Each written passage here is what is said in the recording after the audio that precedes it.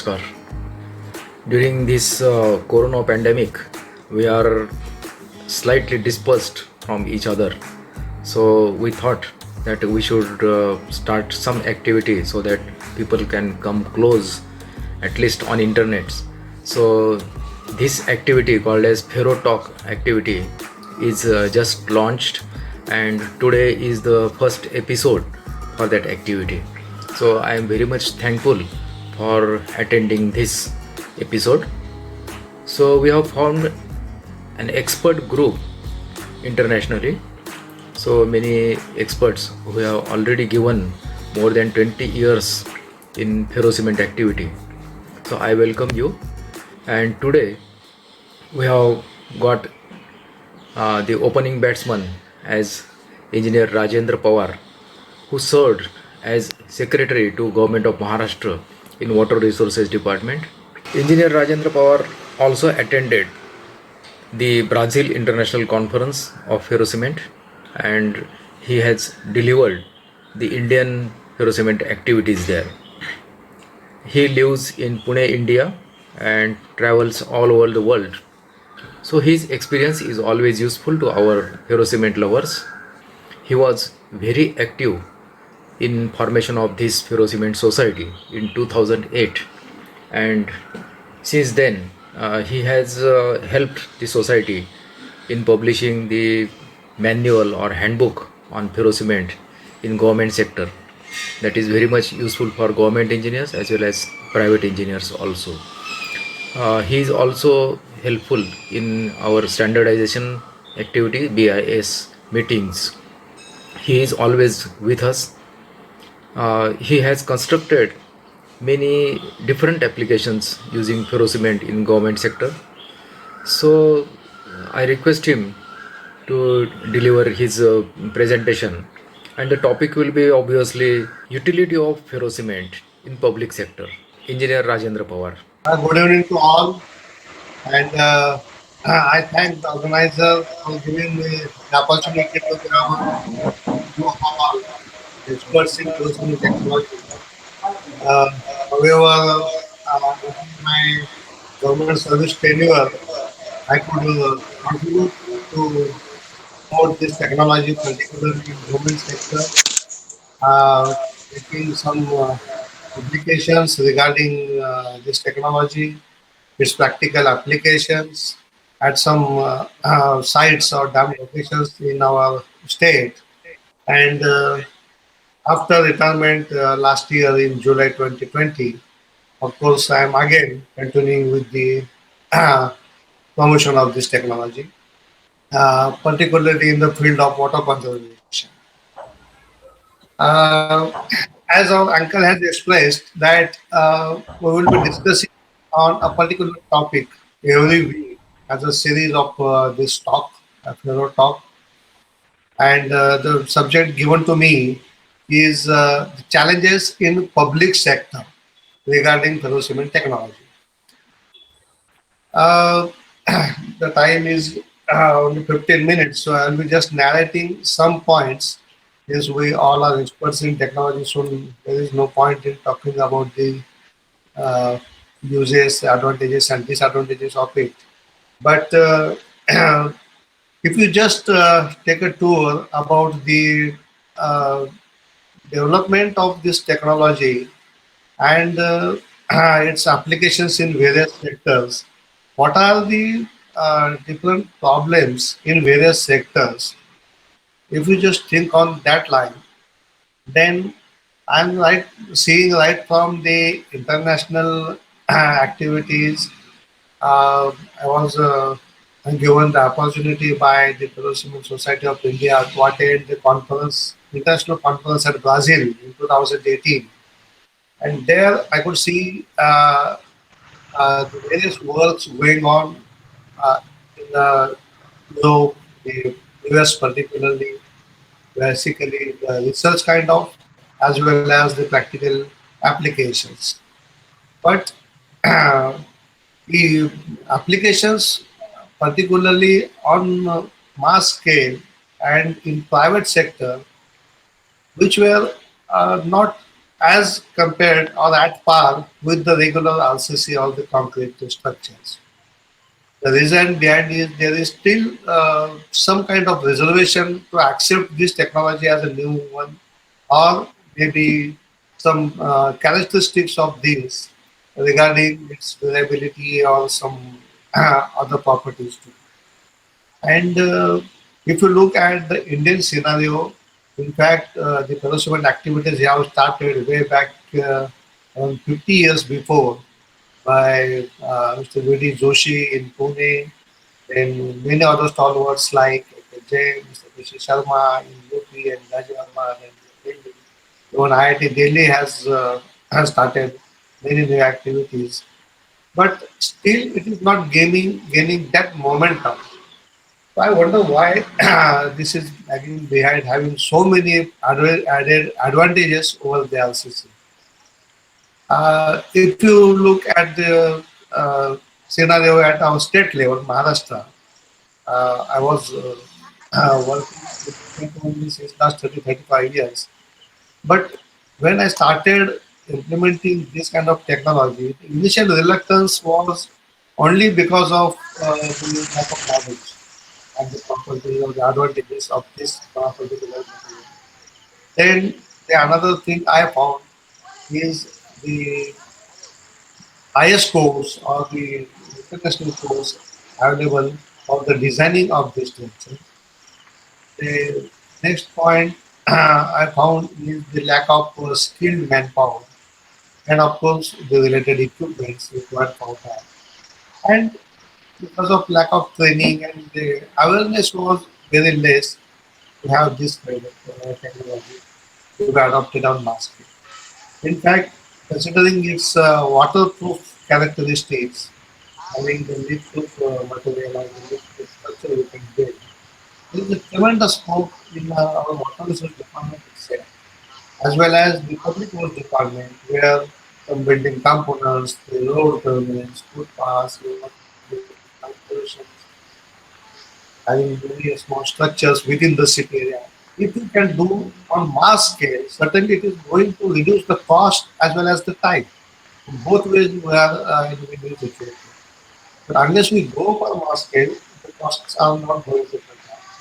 And it's a common that the common people always compare this material with the RCC, whether it is costly, may it be a more equipment, may it be a more workable, may it be more easy to construct, but still cost aspect is the most important, which is looked after by the company, or just for easy acceptance. So I think if you go on mass scale, if you start standardizing the designs, if we go for recasting some structures or some components, then certainly we can reduce on the cost and as well as the time. So these are some observations about the acceptance of this technology.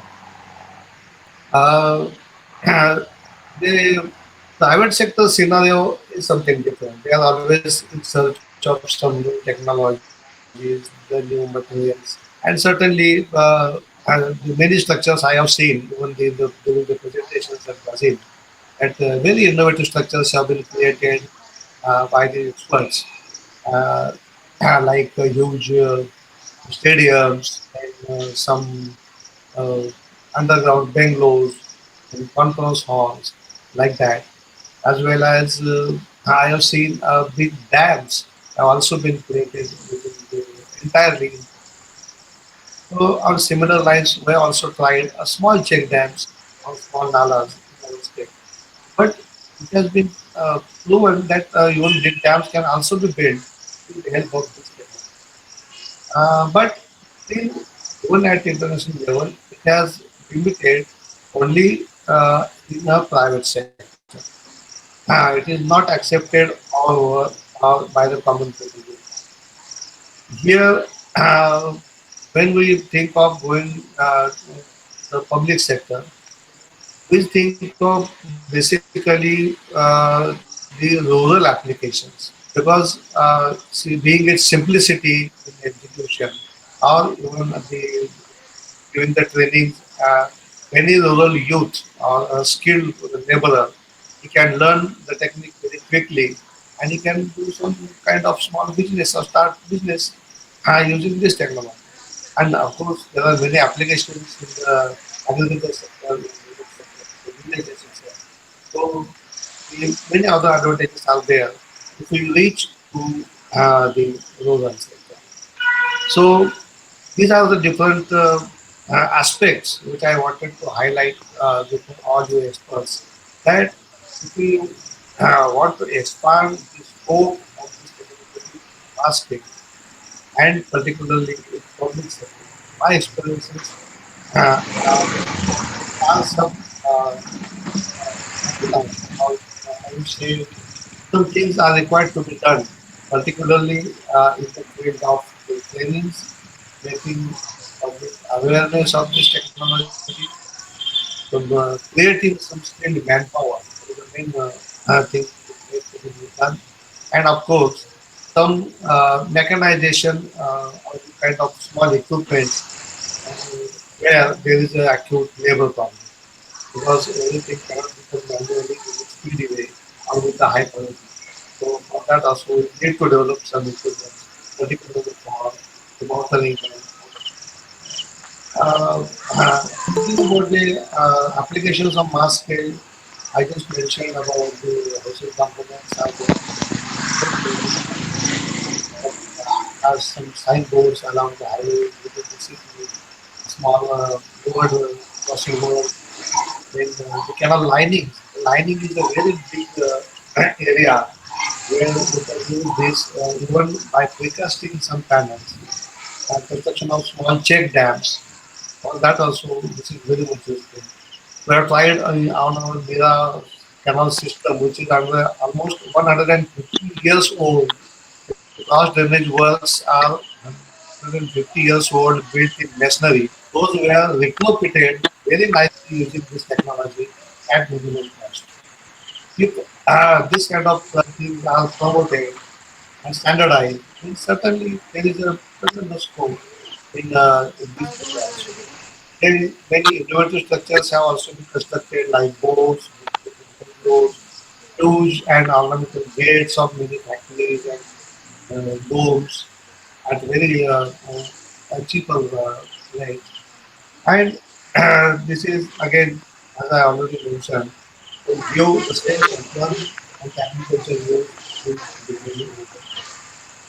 So only with all this background, I put forth this subject to all the experts that these are the challenges I have faced or experienced in my last 20 years of the experience.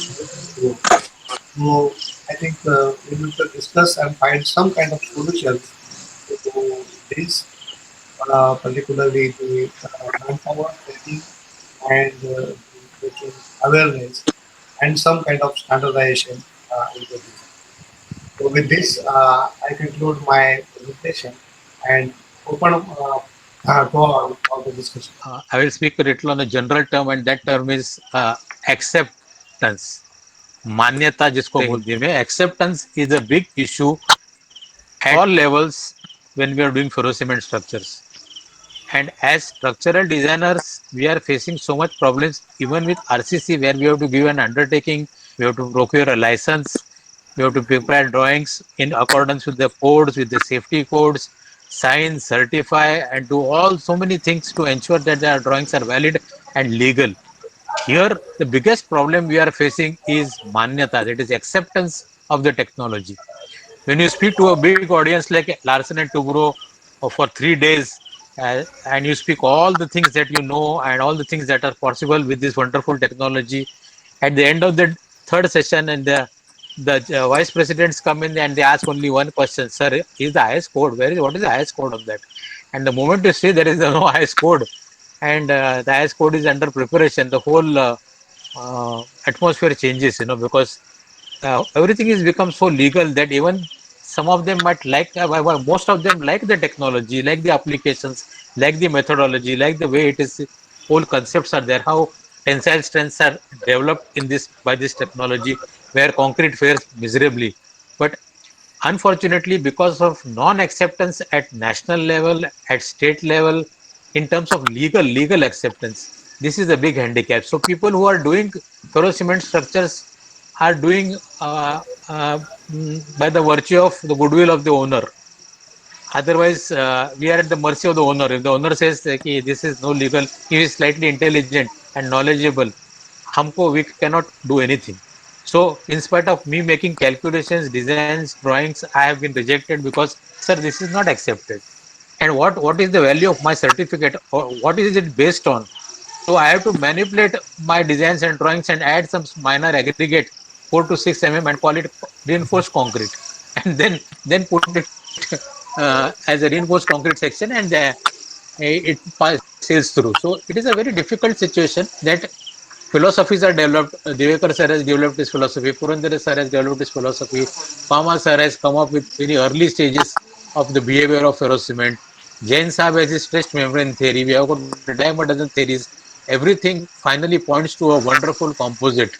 But making designs, drawings, calculations also is possible.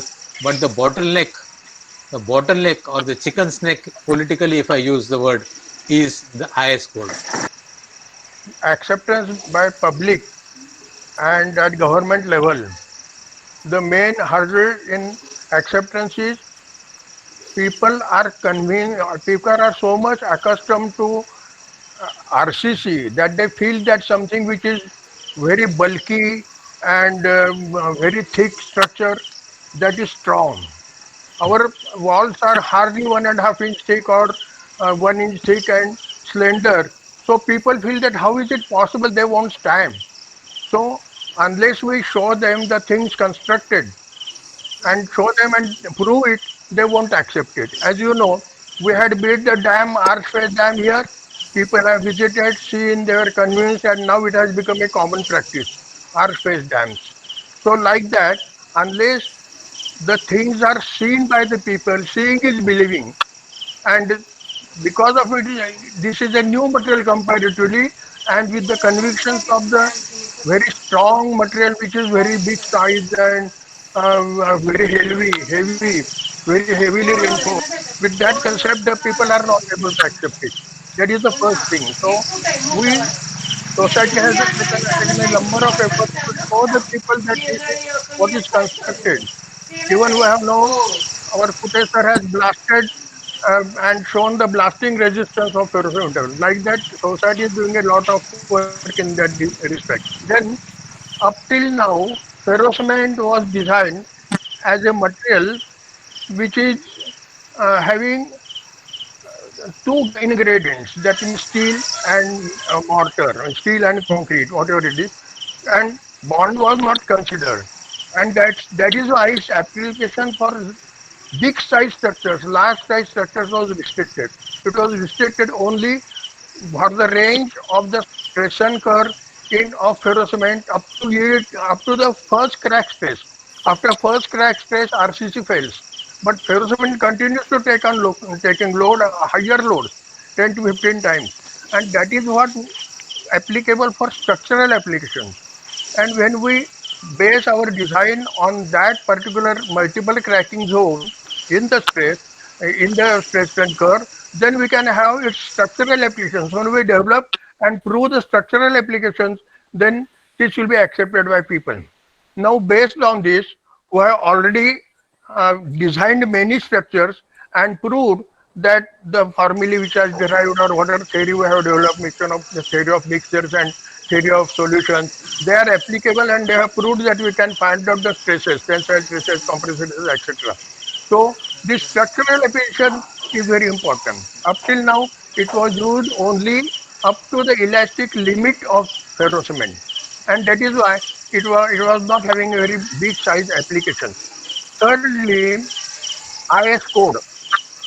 IS code actually for ferrocement IS code where we have already drafted. We have to get it our committee on the if we get it approved, then we can send it. I have a complete draft of that ready. If people come and help me, I will be able to give that within 15 to 10 days. 15 to 20 days, and it can be sent to BIS. So for IS code, there is no problem at all. Secondly, this when something is accepted by government and when government constructions are made by using the material. For example, at we had constructed under guidance of our sir a shell in Buldhana, and that shell was accepted because as I call it Raja shell. That means it is supported by government.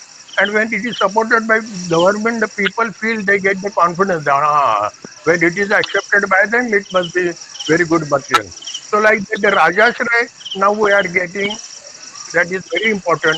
Up till now, in old days, the Rajashray was not there. It was not accepted by government officers or anybody to whom we take this design and all that they will say, is there any IS? That was the question they were asking. So that Rajashri have already got its application as structural material is already developed. A BS code, we can go in for it. Where it is ready, we can also work on it. Good evening. I'm very happy to see my very good friend, Professor Divikar. And I totally agree with what he is doing. I think public acceptance of structures will remain for quite some time. I think it is a challenge. It had been a challenge for several years. When I was working in ferrocement, I discovered that uh, it's difficult for engineers to accept it because eventually they cannot have the structure insured. The insurance, is a problem. But I have a simple suggestion to make. In India, don't you have the Building Research Institute that is a national testing uh, organization for buildings? There What is what there is the is a name of that? no Yes. there is a reference in the National Building Code, which is a very extensive and comprehensive building code, which is recently updated, and it is one of the finest codes in the world. National Building Code. The National Building Yeah. Code actually says that ferrocement as an alternative material can be used subject to multiple conditions. Now it is very difficult to satisfy those conditions. For example, the owner's acceptance, the local corporation or the local body's acceptance, then testing procedures, experience, and there are multiple conditions that are put, which becomes almost impossible to build a ferrocement structure using the National Building Code guidelines. So that is something, because as you rightly said, uh, I, I did one structure for Infosys. I designed the structure Infosys in Chennai in Madras. That is, and after designing the structure and everything, the Infosys civil team said that it's okay. They didn't understand that there was no code legally. They were not understanding the implication.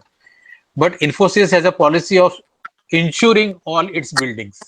And the moment that insurance guy came in, he said there is no codal provision, and whatever you are showing me is not done because the employer is accepting, but the local Chennai authorities letter is not there, or you have not done any tests, you have not done any practical tests. So the entire project was shelved only because of non-acceptance. And also, as you rightly said, insurance people even today rule the game, because who would build a structure, a But new technology, and not get it insured?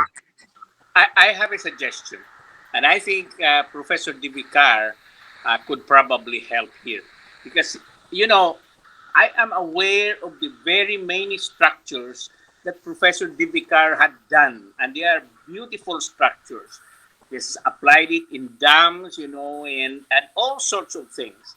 And so I appreciate very much what he is doing. But I feel the best way for us to convince these authorities that these structures are okay is this. We, in a laboratory, we do two things. One, we build something out of ferrocement, and the other one just reinforced concrete. We subject the two to destructive testing, put it on camera, take a video, and so on and so forth, so that we can show it to the people. Now, the more tests that we do, like for example, fire resistance, we build a ferro cement structure. We built a reinforced concrete, burned it together, and after the burning, we test it. Then people will see if they can see the evidence. I think we will have a chance. We will have a chance. Unfortunately, I do not have access anymore to any laboratory in my own country. I retired in academics in way back in 2014. I know that Professor Devicar is very disappointed with me because I have stopped working on ferrocement. I used to work in ferrocement, but well, not being in the academy anymore, I do not have assistants, I do not have access to the laboratories, and so on and so forth. So there you are. I think, but I still think we should not give up on this because the material is so powerful, it's so unique, and the uses are plentiful. And I, for one, can say that it is a fantastic material that could complement the work that we are doing in reinforced concrete. So I think we should not give up. We should convince these authorities by showing them actual destructive testing uh, side by side. With all your experience and your seniority in the field, do you have any idea of how does American Concrete Institute stand vis-a-vis ferrocement? They had an ACI 549. What has happened to it? Um, you I know, mean, do you have some latest information? I don't have any latest information. I think the best person to ask is Professor Naaman. But he too has retired already from the University of Michigan because I only think Mr. two. Professor Naman is out of circulation almost. Is it Yes, correct? he's now retired. I believe he lives in Florida, and he still some interest, but he has not done any more research. Just like I have not done any more research on ferrocement. That's why I admire that even at the age, still doing something. Yeah, okay. Uh, I think as far as the American Concrete Institute is concerned, I do not know. I was active in helping them produce the code. I was a part of it.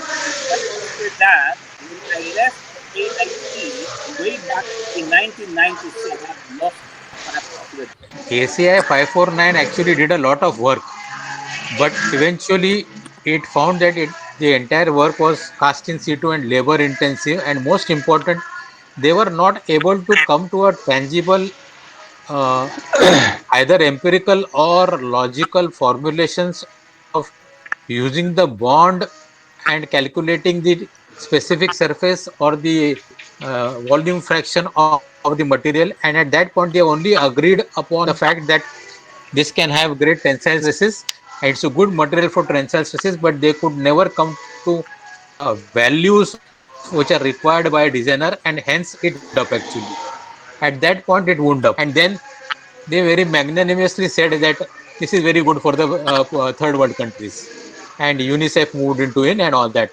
But ACI actually aborted its mission to go to the end of the whole story, and 549 closed its work after seeing only, as you knowing well, that it has great properties for tensile strength, great properties for cracking, but all generic talk was done.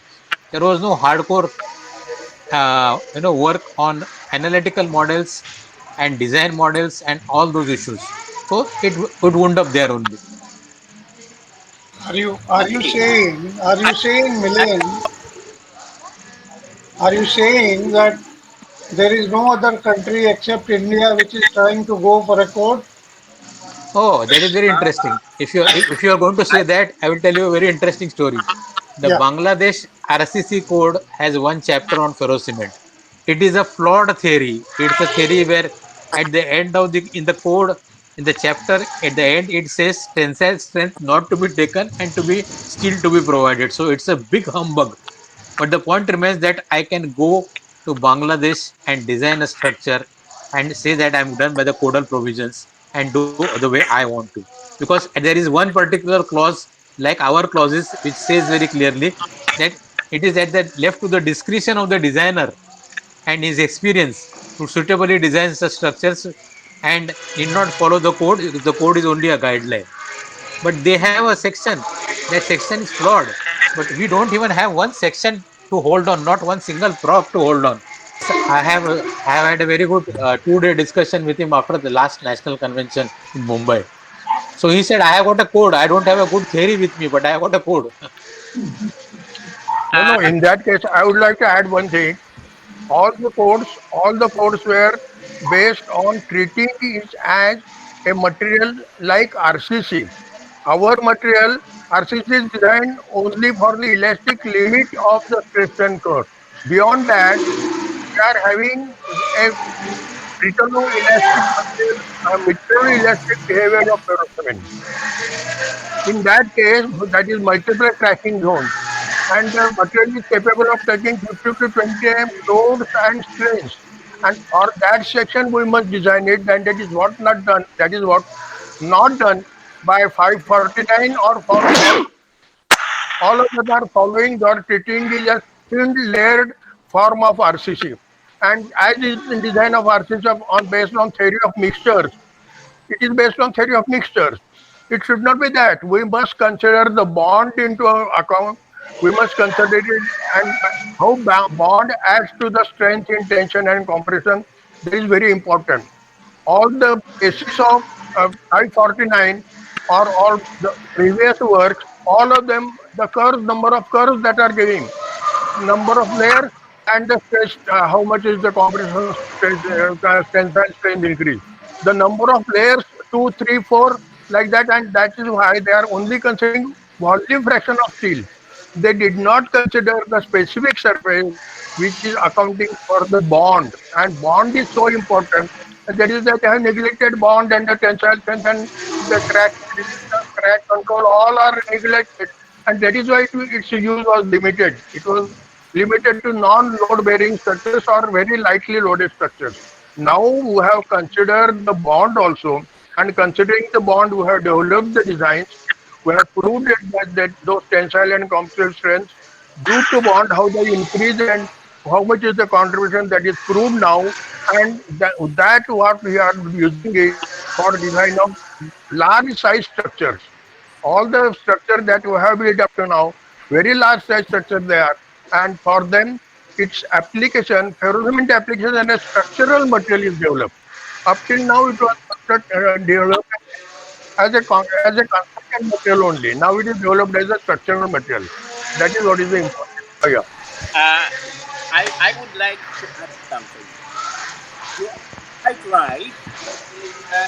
All scientists just learn it very well because we did not take into account the specific surface material.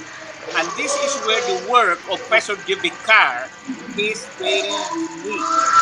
And thing, after I developed that formula for tracking, the theoretical formula on tracking, which was confirmed by Naaman, nobody else did the design using that, using in order to use this specific surface. And only Professor Divikar thought of that. And that is why I bow my head to him because he extended the knowledge on ferrocement, further. And if you will ask me which country now is ahead in terms of research in ferrocement, to me, it is now India. It is now India. The United States, I'm not aware that they are doing the kind of work that Professor Devikar is doing. So it really, to me, it really depends on the young people of India to move this work forward, because Professor Devikar is going to be, I don't know, sir, how old are you now? That I want a quote. That is all. Simple. I mean, in one word, I want a quote. Yes, I For think some everybody will reason, agree on that. for whatever reason, Abhishek, which are beyond my understanding, Ferrocement Society is sleeping on that quote. I mean, I am sorry to say this, but that remains to be a fact. The last meeting which we attended in Delhi, I think it is now 4 years or 5 years old. Dr. Yeah. Devekar very humbly says that he has a code which is ready to go to BIS and he wants only 15 and 20 days time to brush it up. If that is the situation and we all believe Dr. Devekar, then I would request Dr. Devekar to kindly make that code, whatever form he has intended, made it available to the society so that at least two more people can look at it and we are able to send it to BIS as a first draft on 1st of June. Is that acceptable to everyone? Yes, indeed. First of all, I would like to say I'm very honored to be present among you wonderful people. And I want to thank you all for your hospitality in 2017 and all the Indians that I have had wonderful hospitality with over all the years. And my heart is open and aching about the coronavirus in India. And I hope this can be resolved. My interest in joining this is to try and promote the use of ferrocement for things that we need immediately. As you know, the seas are rising because of global warming. And more of the coastline of India and Bangladesh will be subject to flooding. And I feel that because ferrocement uses only about 20% of the cement and steel that normal concrete RC uses, that this is a wonderful solution to things like storm walls, sea walls, wave battles, and things which will mitigate the erosion of coastal lands. I think this is extremely important for humankind today because when you look at the overall economics, the loss of arable land in Bangladesh and in India will create a tremendous need and tremendous crises. So I feel that a group like us, the Ferrocement Society, is in a good position to promote the use of ferrocement for these kinds of activities, which do not require the application of a building code, because human health and safety inside a building is not involved. And so I feel that we could move together immediately in terms of designing and making available to owners and developers and even government agencies a series of designs to mitigate the intrusion of the sea. Just this week, the huge glacier in Antarctica was found to be undermined by warm water from the ocean. And this is a tremendous piece of ice. It's the size of Great Britain, and it is going to be eroded, which means that ever more water is coming into the seas. So I think we should take this seriously. Governments seem to be hidebound.